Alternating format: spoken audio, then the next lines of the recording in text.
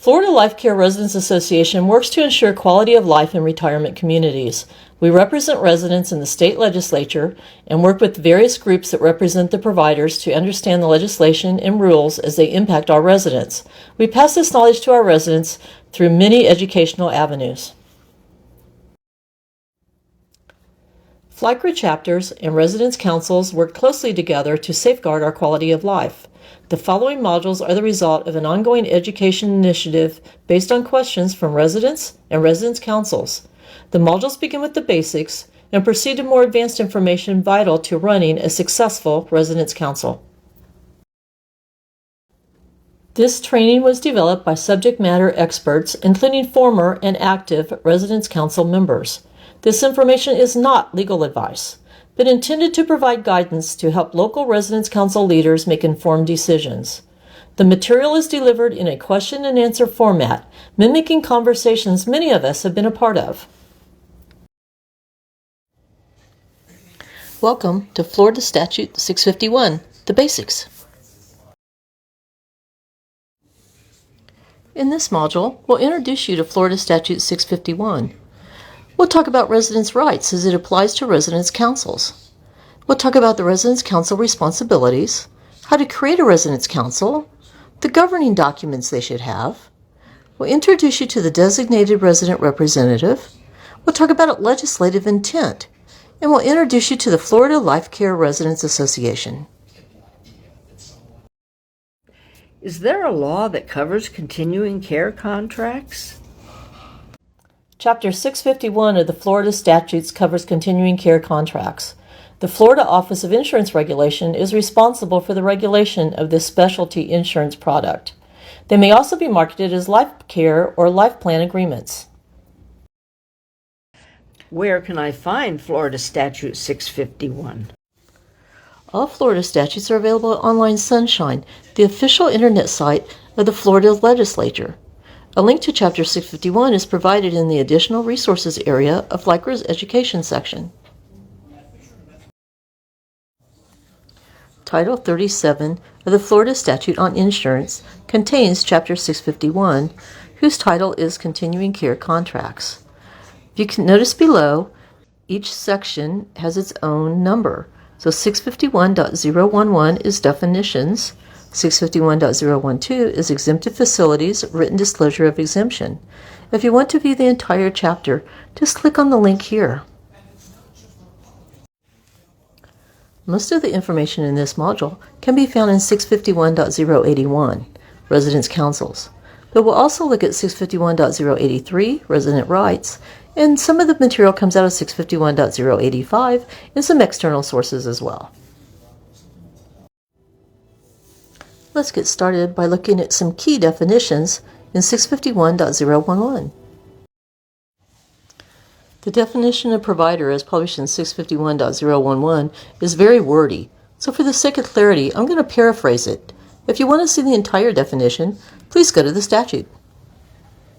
Provider means the owner or operator of a place, whether operated as for profit or not for profit, in which the owner or operator provides continuing care or continuing care at home for a fee of any type, for a period of care which is payable in a lump sum and monthly maintenance charges or in installments.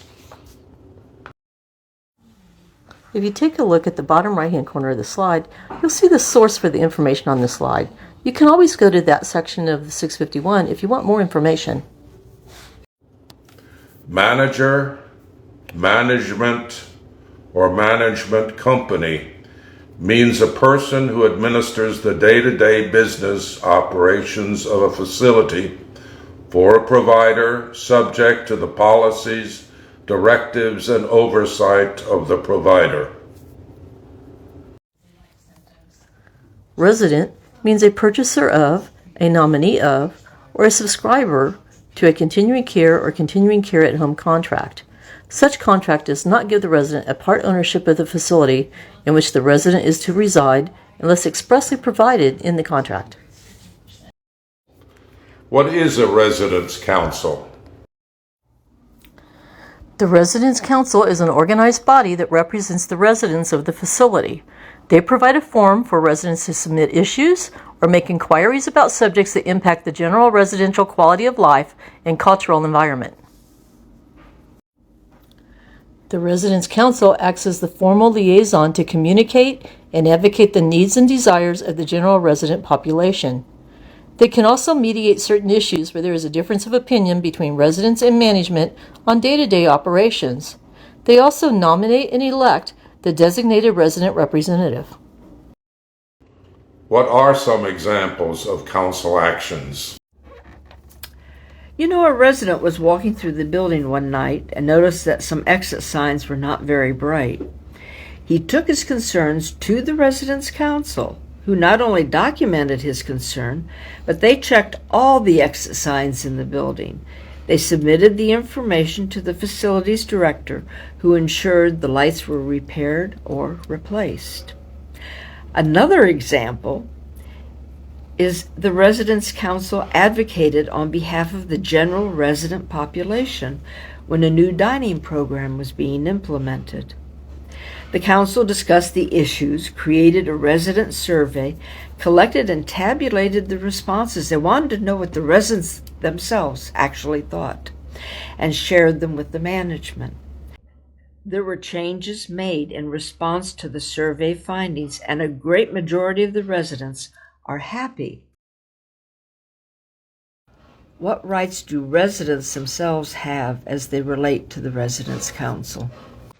Residents have the right of self-organization, to be represented by an individual of their own choosing, to engage in concerted activities for the purpose of keeping informed on the operation of the facility that is caring for them, or for the purpose of other mutual aid or protection.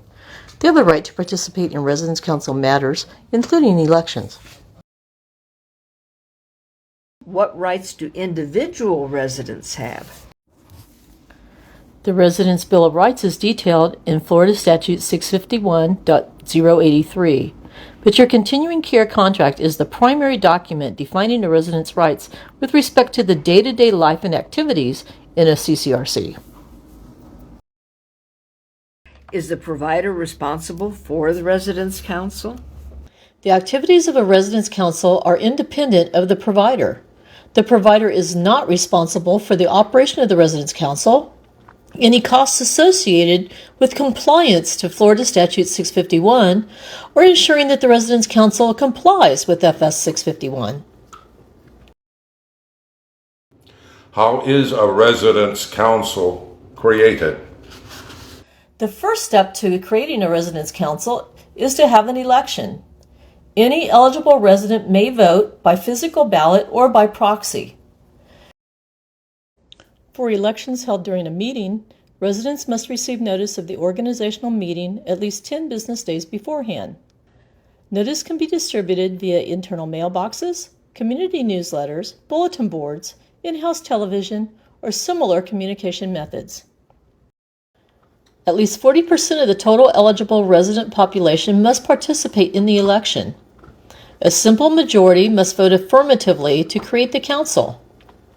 Once formed, the election is valid for at least 12 months.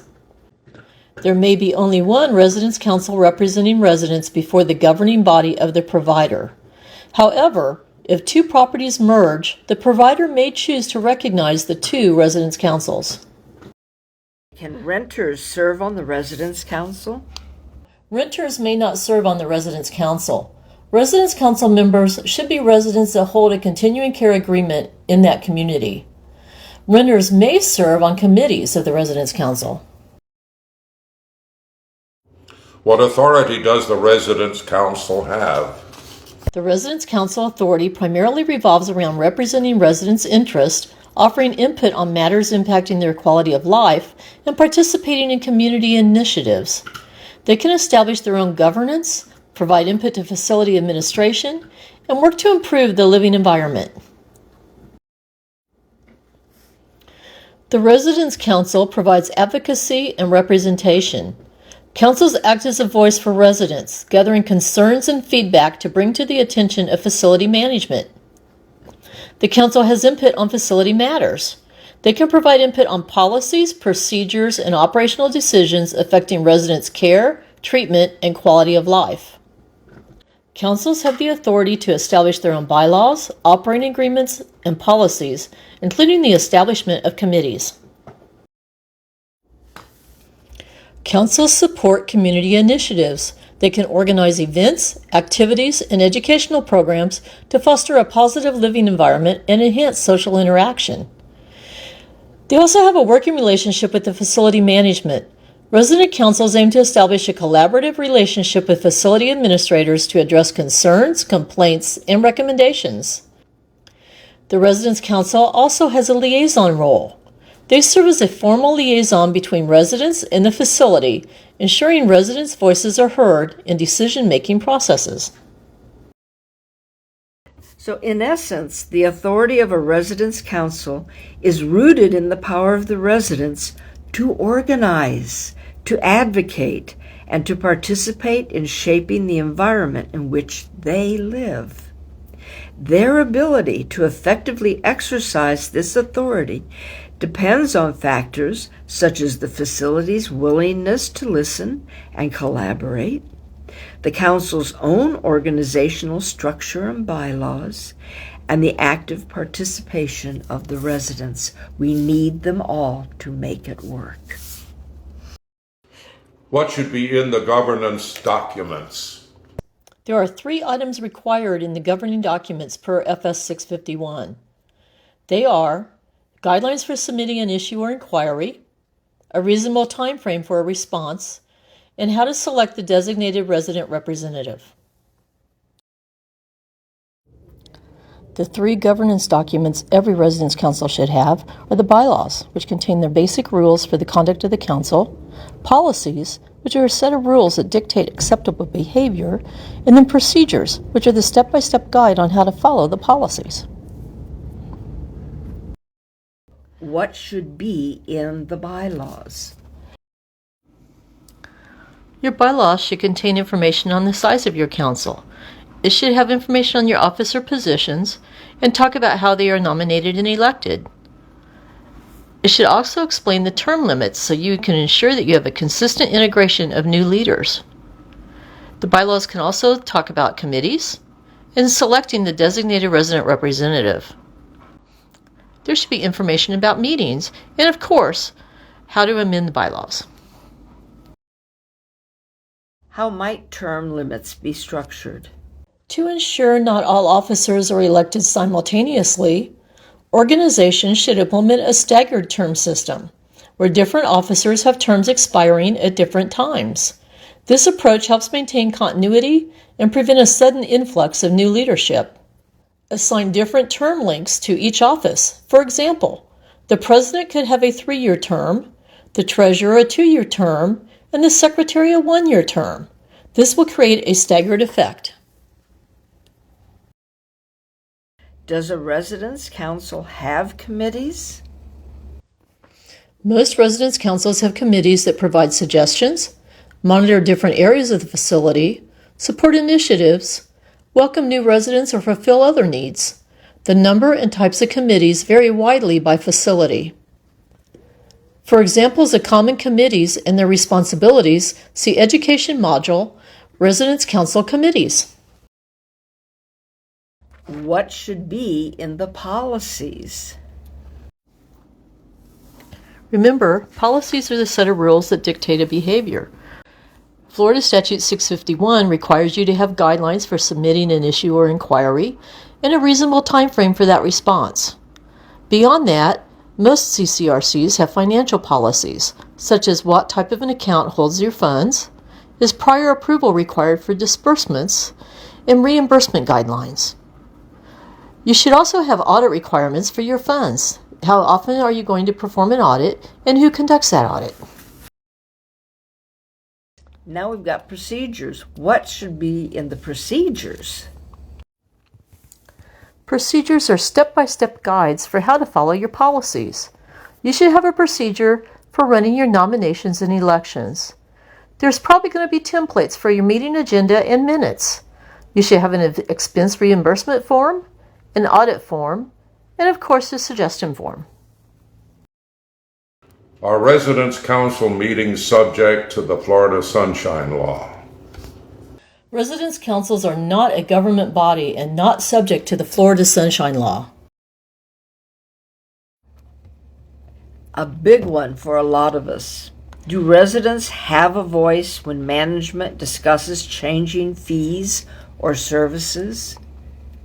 The Residence Council elects a designated resident representative, or DRR, to represent them before the governing body of the provider at meetings on the annual budget or where proposed changes or increases in resident fees or services will be discussed. The initial designated resident representative serves at least 12 months.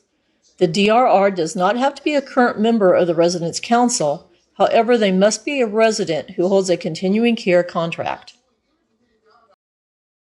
To learn more about the roles and responsibilities of the designated resident representative, see the Education module, Designated Resident Representative. Does the provider have to recognize the residence council? If the council was formalized by bylaws and has elected officials, the provider must recognize them. When a new president or chair of the Residence Council is elected, the provider must give them a copy of Florida Statute 651 and any rules adopted under it.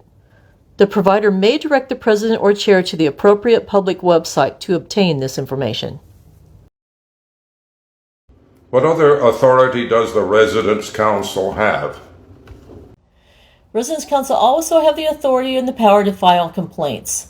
The filing of a complaint is the first step in creating change if the Residence Council is not able to convince the management to comply with the letter and intent of the law, especially as it relates to financial information. See FLiCRA's Dispute Resolution Guide for more information. Is there more to Florida Statute 651 than the published law? State laws are passed by the legislature and signed by the governor. They provide black and white clarity on a specific topic. Generally, this includes a requirement or compliance activity when possible.